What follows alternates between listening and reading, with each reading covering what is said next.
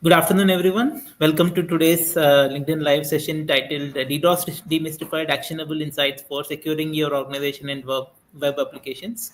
Joining me today is Anshul Saxena, the Chief Executive Officer and founder of Aldos, and I'm your host, Teja Chintalapati from the Data Security Council.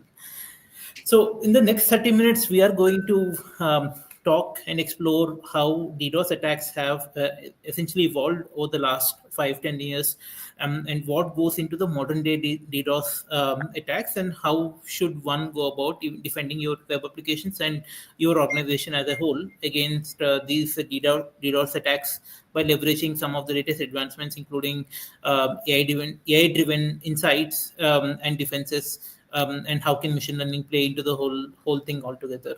With that, Anshul, very warm welcome to you for the session, and I can't wait to spend the next 30 minutes understanding how your journey shaped up into defending some of the ferocious DDoS attacks against the industry as a whole, and we can't wait to learn from your insights. Um, right, welcome, Anshul. So, Okay, Anshul, great to have, yeah. great to be here, and looking forward to the session. Of course. So, Anshul, can you tell us how does this DDoS attacks evolved over the last, let's say, 5, 10, 15 years down? I mean, from now, essentially, which is essentially we started with SYN floods, but now modern day DDoS attacks are quite complicated, right? Can you share some light on how these DDoS attacks have evolved over the last 10 years? Sure. So Teja, let's put it by numbers. Starting with numbers, the Hmm. largest attack in 2008 was 8 Gbps, Hmm. and the largest attack that we've seen in 2024 is 4.2 Tbps. Yeah. So that by number itself tells us how the evolution of DDoS has taken place over the Hmm. last 15 years. Going by the attacks, the kind of attacks that we used to see initially were simple flooding, then Hmm. moving on to TCP related attacks like SYN flood Hmm. SYN attacks flood. as the Yeah. predominant flooding attacks. Around the year of 2012, 2013 timeframe, we started seeing reflection based attacks, reflection and Hmm. amplification based attacks. Hmm. That's how basically instead of directly targeting the Hmm. targeted website or organization, they used to reflect it through open services which were vulnerable, and through that they used to increase the size of the attack from by generating an attack traffic of say 1 Gbps, they were able to amplify it 10 times, 20 times, even 60 times to generate 60 Gbps of attack. So that became the second stage of evolution. Hmm. Third stage of evolution came with combining multiple vectors of attack simultaneously. Um, and then as the industry also involved in adding adequate protection in place, we started seeing attacks wherein we started seeing where the attacker were launching hit and run attacks, basically Hmm. launching small bursts of attacks lasting no more than 3 to 5 minutes. uh, Hmm. that's traditionally been because most service providers started offering DDoS protection as a service, and in that they take some time to detect that there is an ongoing attack on one of their customers, typically about 15 minutes or so. So they used to launch an attack which used to last 5 minutes or so, and Hmm. that way they used to evade the detection, and that organizations were left scratching their head at what's going on. Hmm. There's no alert from the service provider, and my website is up and sometimes it's down. So Hmm. that became another evolution. Then started using new vulnerabilities in different protocols like TCP 2.0 related attacks like rapid reset, and so on and so forth. So protocol based attacks looking at layer 7 side became more prominent. And in fact, even today, the industry is practically suffering from HTTP related attacks Hmm. Hmm. because that the most prominent attacks. Hmm. Hmm. Wow, very interesting. I think about one and a half one odd year before, I saw a news article or some write up from Azure saying that we've thwarted, I think, 2 Tbps attack on the infrastructure. It's interesting to know that that has been doubled to 4 Tbps already in the DDoS. I mean, it's crazy how things are evolving in the last like 1 to 3 years down the lane, right? So, with that, can you share what does the anatomy of an attack look like, a modern DDoS attack look like? How what actually happens? You recently mentioned it's SYN flooding, which is the most common like 10 years before. Now it's quite complex. So can you explain to us what is an anatomy of a modern day DDoS attack look like? Okay, see, at the end of the day, Hmm. you are when there is a DDoS attack on any organization, and I've been part Hmm. of many attack mitigation, Hmm. situation. It's more of a mind game, right? The Hmm. attacker is hellbent to bring you down, Hmm. and the attacker has a large set of bot network Hmm. where he utilize. So he has practically the entire internet. The bigger his network is, the more compute power he has. Whereas you have limited resources and you have Hmm. to mitigate the attacks. Uh, Hmm. Even if you are there with the service provider or you're doing it directly, there are it's an extremely stressful environment where the attacker is attacking you, and the customer is definitely panicking. So it's like, Hmm. have a patient in critical care with the family members extremely panic.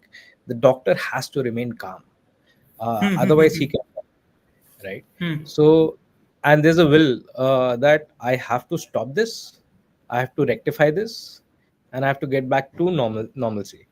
So that's the human angle to it, right? Hmm. The technical angle is basically the attacker, one way or the other, trying to bring the website down or the network down Hmm. by playing at different vulnerabilities either in the network or at different layers of the network, be it network Hmm. level, be it protocol level, be it at the application level, and Hmm. sometimes all three of them simultaneously. Hmm. And the you have to figure out in the shortest possible time frame what is going on, Hmm. what is the Hmm. right strategy. Hmm. And Hmm. something like, say, SynFlood, right? It's a Hmm. no-brainer.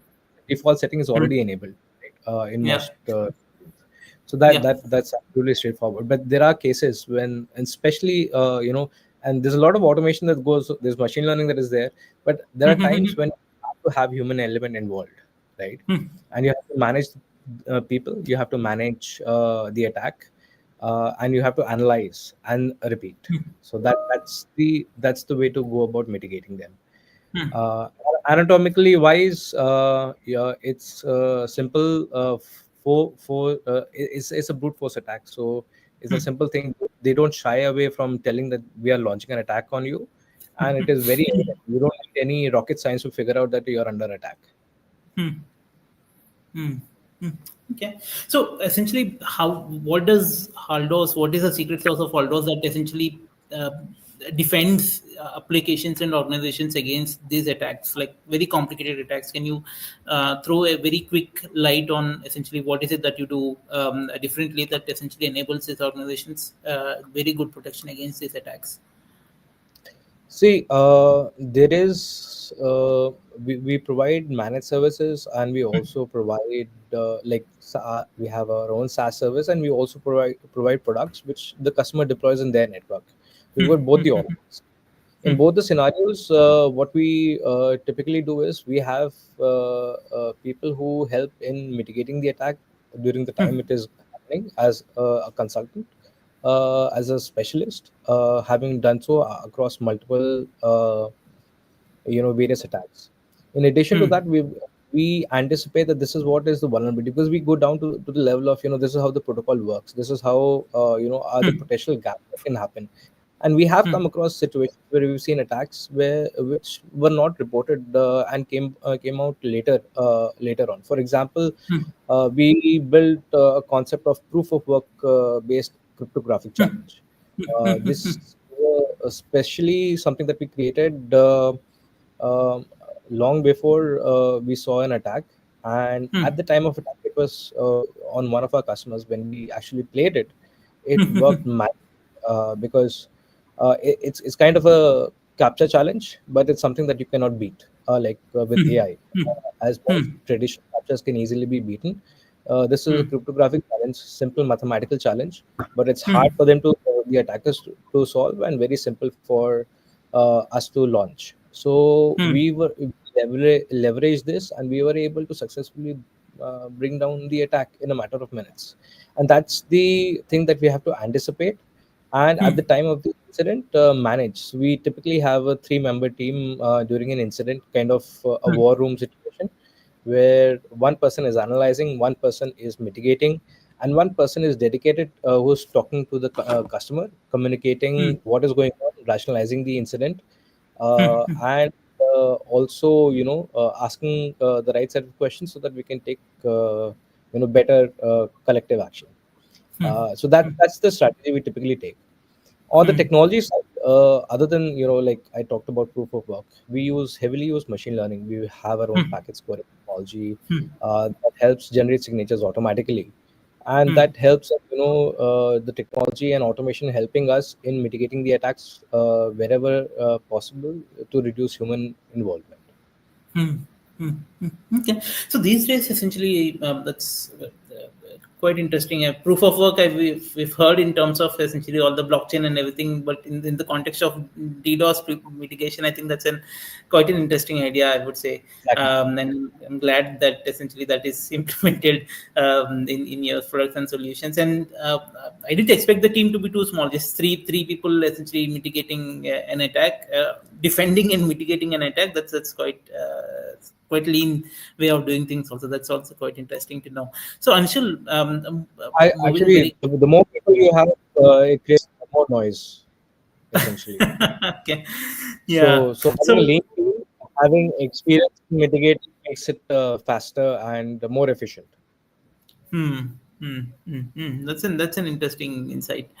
Okay, so can you walk us through any of the very recent high-profile DDoS attack, and essentially what are some of the factors? Because nowadays, essentially, DDoS is always paired with some sort of attack, whatever you're mentioning, using multiple vectors, but also sometimes DDoS plus ransomware, DDoS plus something else, right? So, can you walk us through one of the recent high-profile attacks, DDoS attacks, and what actually went inside that people didn't realize till now? If you can share some light, that would be great. Okay, so let's think of. There was this one attack that happened last year. This was on Google, and they wrote a very good blog about it. Incidentally, the attack that took place, there were telltale signs before that, and there were some researchers who had come out with, this is a potential vulnerability. This was in HTTP 2.0. And the attack that took place was rapid reset, and there were some variations around that rapid reset attack. Basically, HTTP 2.0 is the next version over HTTP 1.1. Uh, uh, and now we also have HTTP 3.0. The HTTP Three. 2.0 had one benefit where it was faster. Rather than establishing multiple connections with the web server, you were basically establishing one connection, and you were creating multiple HTTP streams on top of that. And the idea was that over one connection, when you're doing stream multiple, you can actually make multiple HTTP requests over a single connection, rather than making one connection over multiple HTTP requests over one connection, which is handled separately. So that helped in improving the performance of the application, and it still has a good adoption rate. But the challenge that came was that the attacker found a loophole where they were making multiple requests, starting multiple streams, and immediately as soon as they create a stream, without waiting for a reply, they start resetting the stream. That became a massive, and the attack, if I'm not mistaken, was somewhere around 400 million requests per second. the largest attack that we have seen to create that.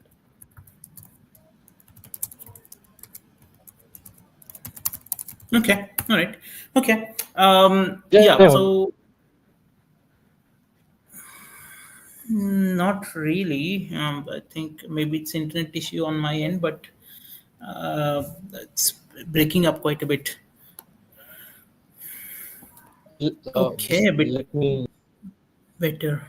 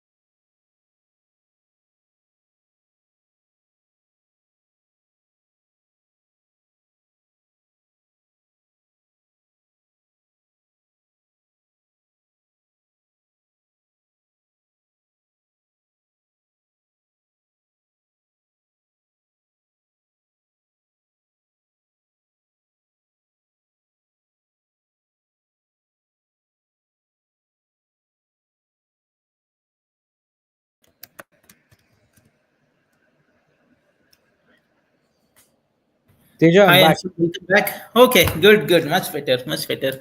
Better Okay, now? so yeah, I think there's an internet issue. Sorry, viewers, for that. Anshul, essentially, my next question is really on critical infrastructure and healthcare and BFSI, right? Which is quite important for them not to have any downtime.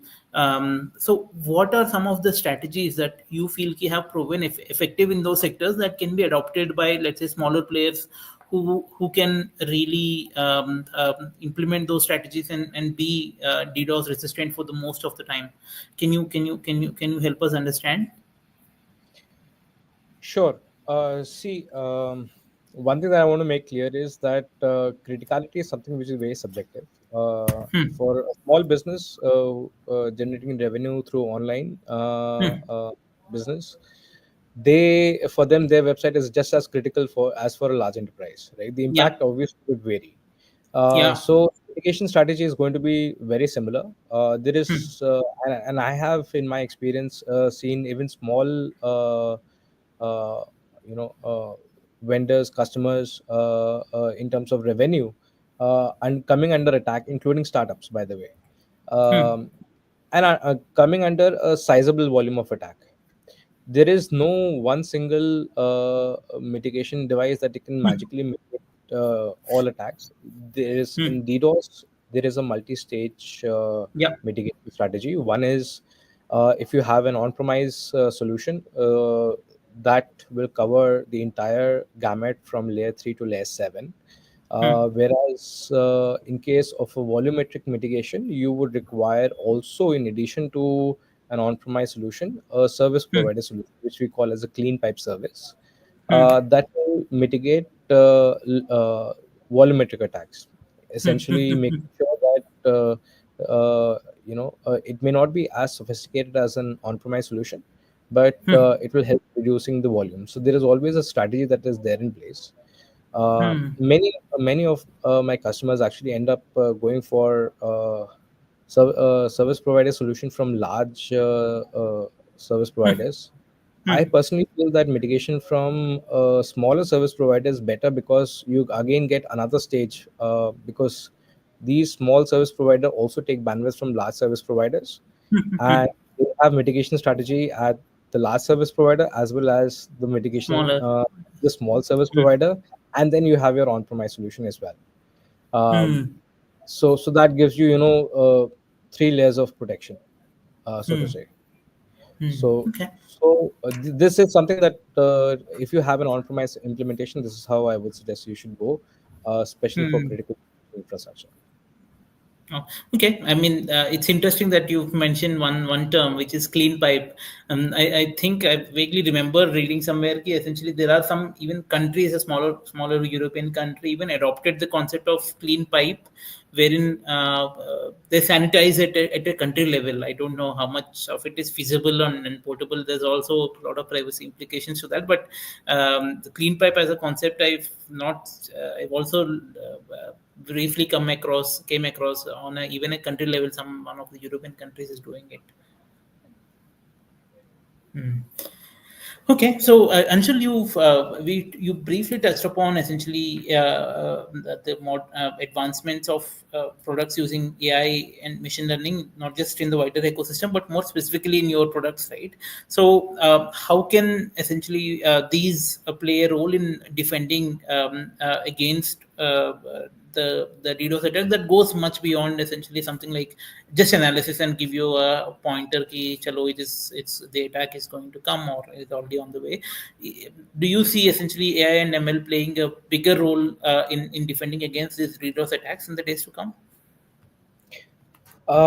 Yes, and I think that has always been something that the security vendors have prioritized, Hmm. because those who have been involved in mitigating these attacks, they've always needed something that can give them the right solution in the shortest possible Hmm. time, right? Hmm.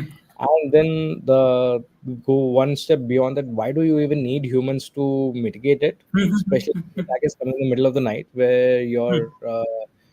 your typically routine is sleeping routine, so you're not at the best of your when it comes to mental capacity. Hmm. So see, detection side has always been very straightforward from for DDoS point of view. Simple analytics actually gives you that insight, but the Hmm. interesting part is on the mitigation side. We Hmm. use the concept of packet scoring, where every single packet that is coming into the network is given a score, Hmm. and the score is evaluated based on various parameters, looking at behavioral based mitigation techniques, heuristic based Hmm. mitigation, as well as we use the concept of entropy also in detecting a score, and that helps Hmm. us in generating the exact pattern of the attack. And we Hmm. also use the same pattern technique to learn the behavior of a genuine user during Hmm. non-attack time, so that we can generate that this should be the threshold that should be used when mitigating the attack. See, whenever there is an attack, especially a DDoS attack, you have there are times when you have to take a call that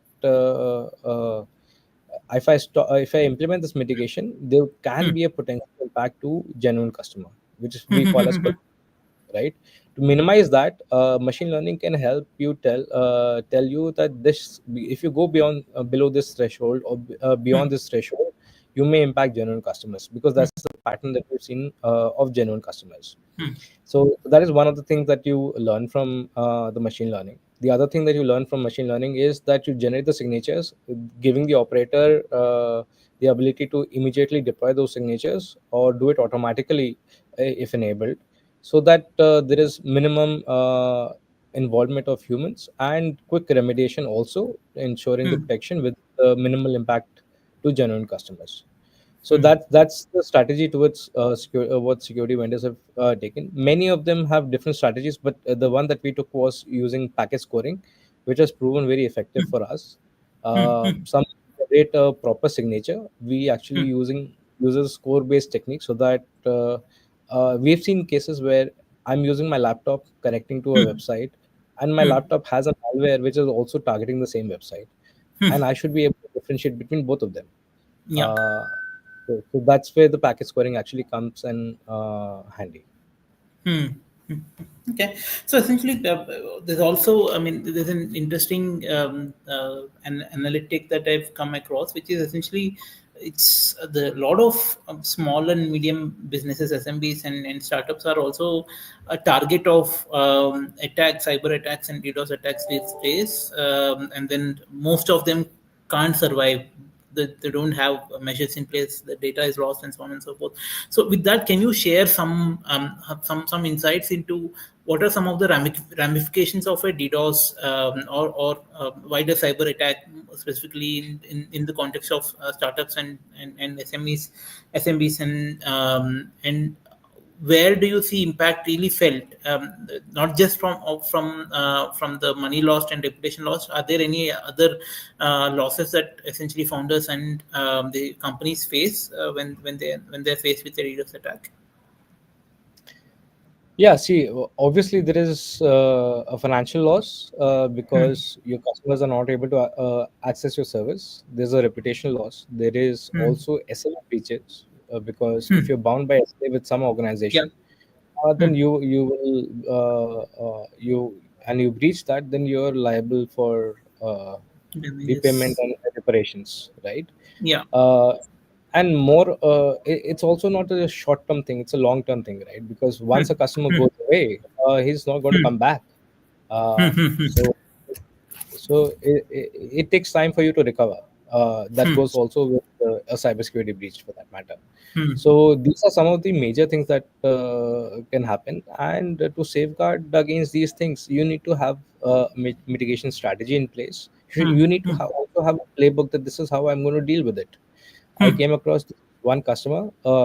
They were using OTP for login, and OTP Hmm. flood has become the most one of the very common attacks that we are seeing in Hmm. the industry. Everybody log in with OTP, right? So in that case, this customer ended up in one day roughly spending about 34 lakh rupees Wow. just OTP service because of Wow. OTP. So Okay. the damage is real and Hmm. very impactful. And Wow. it's only up to the vendor. It says, okay, I can forego this much of I can reduce the cost for you, but you have to pay for this much. Then you're liable to pay. Hmm.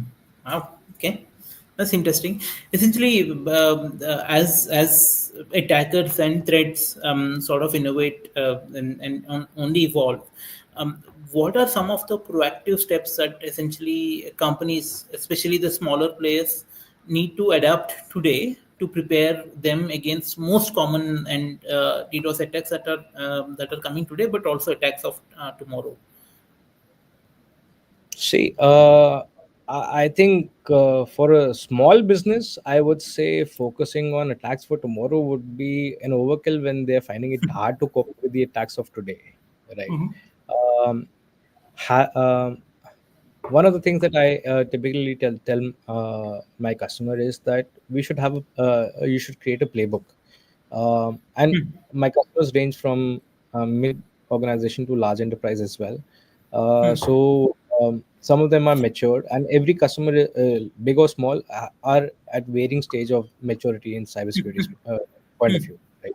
So we help them create scenarios. We help them create a playbook. We also do DDoS drills to see their preparedness. And I have done that with some of our customers. And I tell the security team that only 2 or 3 people in your organization need to know. Uh, Nobody else should know that we'll be doing this exercise. Of We'll do it course. over a week. And I want to measure how fast do you respond. How fast does the SOC respond? How fast does your security team and the networking team respond? So, and we measure that and we tell them. So we tell them this is how you're prepared for such an eventuality if it happens tomorrow. Um, the challenge that is there right now for small businesses is that whenever there's a flood, right, the first thing that will happen is the CPU of my web server is going to go up, CPU of Yeah. my database is going to go up. So Yeah. they will think there's something wrong in the code, and that is causing this problem, right? And they will focus on the wrong things while the attack is somewhere completely different. So if you have sufficient logging in place for the when you're developing your application, when you're putting into production, and even if you have some basic analytics over that, you can very quickly come to know whether you're under DDoS attack or not, and it doesn't cost much. So as I said, detection is very simple, mitigation is harder. So Yeah. if you detect faster, you can take Hmm. steps to mitigate it faster. Hmm. Hmm. Okay. Okay. I mean, I feels like there's a lot essentially that goes into strategizing an attack, right? But if someone really wants to learn more about how should one go about essentially defending their applications and their organization from DDoS attacks, do you what are you doing at ASS that can essentially enable them to learn more? So we are talking about intolerable layer 7 attacks Hmm. at AISS 2024. Day after tomorrow on Thursday afternoon. It's a workshop, it's a technical workshop, and Hmm. we'll walk through the common attack scenarios that is plaguing the industry Hmm. and Hmm. what are the mitigation strategies to solve those incidents. And I would request the audience, if they're interested to know more about it, please come and join us, and we'll be able to talk about those incidents as well as have a conversation afterwards. If you have any specific problems or queries, and we can tell you, how to go about it in the best way forward. Hmm. Okay. Yeah. So for participants, we are bringing you a technical in-depth one full day activity on one full day training with Anshul and the team on how do you essentially prevent what is an anatomy of an L7 based attacks and how do you remediate against those. So we will be sharing a code with you, and then you can please register using that code. And the code will be available in the chat box. Just register in the link, and then you will get a pass to attend the training by the Haldos team. With that, we come to the end of the discussion. Thank you so much, Anshul, for such an insightful 30 minutes. I've learned a lot, and I'm sure the audience also did. And more importantly, essentially, the real impact of small and medium companies, right?